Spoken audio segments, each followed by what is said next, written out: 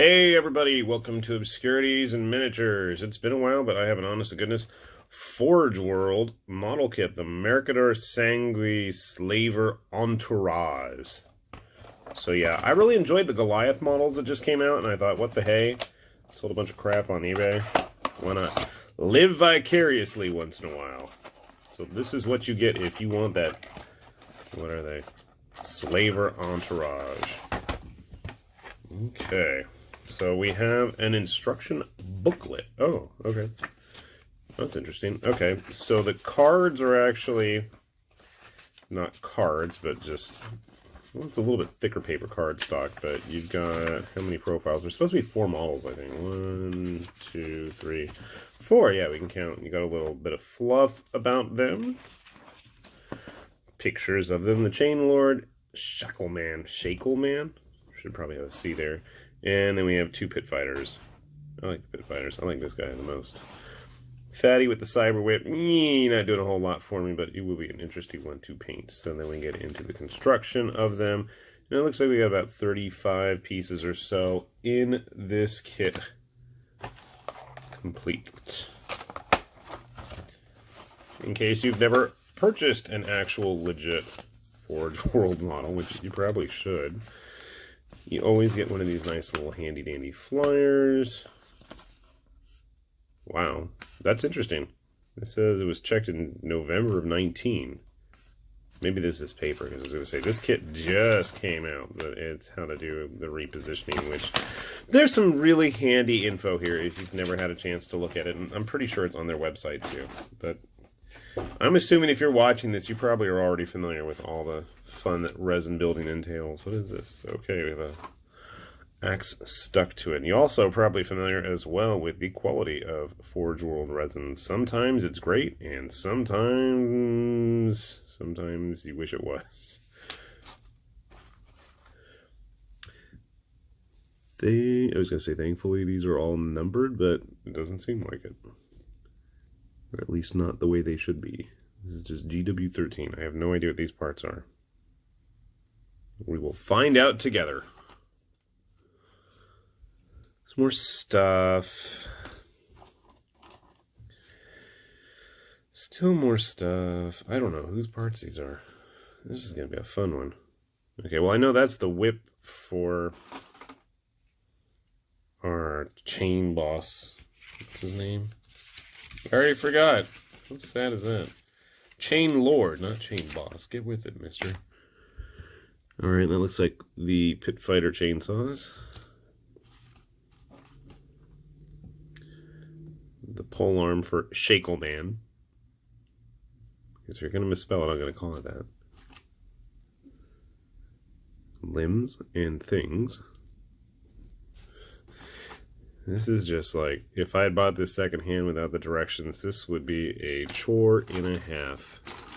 Which is why you should support legit retailers, even if they have ludicrous prices sometimes. Arms.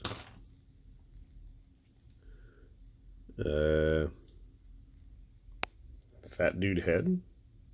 And mechanical hands. This is the Shackleman. I can recognize his quilted armor there. I gotta say, overall, so far, I'm pretty content with the casting job. I know I've had some models in the past from Forge World where I just let out a string of expletives and tried to figure out what in the world I was going to do with it, because it looked completely unsalvageable. Some of those Custodes stuff I had, like the vehicles. Oh boy. Yeah. Trying not to remember those memories. Looks like a pit fighter body. Another pit fighter body. Are you going to fit on a base? So these are the 32mm bases. They're not on 40s or anything. I would have liked to have had the Chain Lord on a 40 base, because he's just not plump and pompous enough otherwise. He's big. He's a thick boy, but not that thick. He is definitely a little bit bigger, though. Something to keep in mind. Alright, well, what else we got in here? It looks like we got 2 more little bits. God damn, this is going to take me a while to figure out. Shoulder pads. And Fat Boy's face. Fat Boy Slim. Chain Lord. Alright, well, looks like I've got my work cut out for me. I guess on the one hand, it is nice that they are all individual, unique models. That should facilitate figuring out what parts go where. On the other hand, I have to build and clean all those individual models now, so something to keep in mind, I guess. The only big sore point for me with these guys, and I haven't even built them yet, keep that in mind, is just the price. You know, you gotta pay those Forge World prices. But at least this time, the resin is of a respectable quality. So, wish me luck. I'm gonna go put this together, and we'll be back with a finished model, group of models, one way or the other. So here we have the leader of our chain gang, shackle slavers, whatever they're called, because I've already forgotten, and I don't know where I put them. No, I know where I put the pamphlet. I put it upstairs where I'm painting, or will hopefully get to paint again someday. I didn't attach him to the base just because I know that's going to be kind of a hassle later on down the line, trying to get in between his legs, the pipe, his whip, his loincloth, his belly, everything, his axe. Everything is going to get in the way. Really nice detail, kind of a pain in the butt having to clean out all those individual saw teeth, and even then I don't think I did the greatest job. I don't know, something about it is off to me. I think the first thing that's off to me is there's no mohawk. I know that's a cheesy thing, but when I think of Goliaths, I think of big meatheads with mohawks. And I think the other thing that really throws me off is the size. He's big, but he's not that big. I don't know. I don't know. I can't place my finger on it. Grabbing like a typical human, I mean, he's bigger, but the proportions still seem like shrunken down and like true scaled. I don't know. I can't explain it. I feel like they should be bigger, like just massive roided out pieces of meat. And I know that's kind of venturing into like Ogre Kingdom territory, but I'm okay with that. When I think of Goliath, that's what I think of, big man meat machines or something. I don't know. I'm rambling. That's okay. So when we have, that's not the guy I wanted the Shackle Man. He really seems small to me. And again, it's not that he is. He's pretty much in scale with the other Goliath models that we've seen released so far. He just feels small. And the detail's really nice on him. He's got a lot going on. And that's another thing. Having to build all these guys, I'm starting to think that the parts layout there was like an A, B, C, D. I'm thinking that might actually have been which model has which parts. But thankfully having those directions and trying to piece together everything made my job a heck of a lot easier. And again, having to clean out all the teeth on that man catcher, the shackles everywhere. Cathartic, but still time consuming. And I just worry about that banner pole, cult icon, whatever you want to call them. And then we have the two slave gladiator chain glaive dudes. So the rules consider this a chain glaive, even though it's a Army of Darkness style chainsaw attached to his arm. Ambot hand there. They are going to be fun to paint if my brushes can withstand my over-the-top painting style. Unfortunately, all my brushes are crapping out. And it probably doesn't help that I keep buying cheap ones, but I do. So, it is what it is. I like this guy too.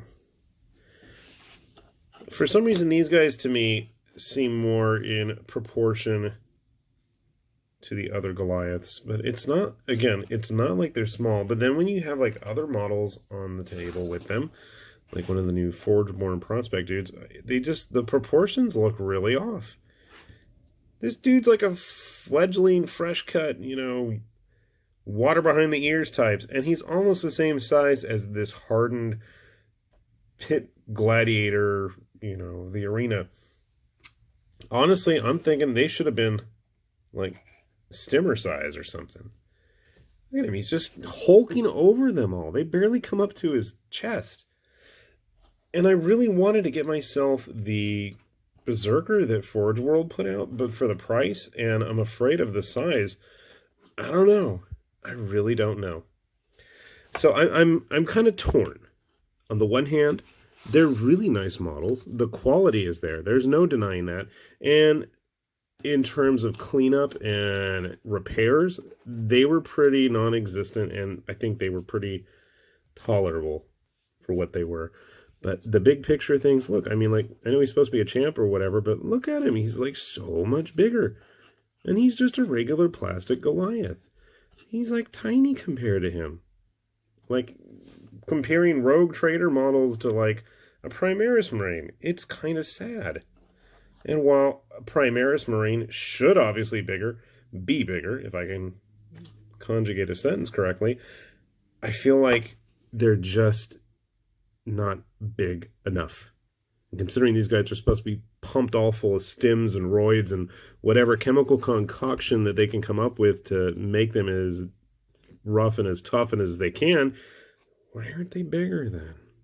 I don't know. It's like the mystery of a Tootsie Roll Pop. The world may never know. Anyway, if you're curious, you know where to find them on Forge World.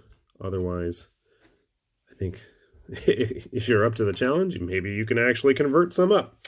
I don't know. I'm not. I'm lazy, and I feel like it's still money well spent. But it's just, I wish they were a little bit bigger, and that's just me being nitpicky.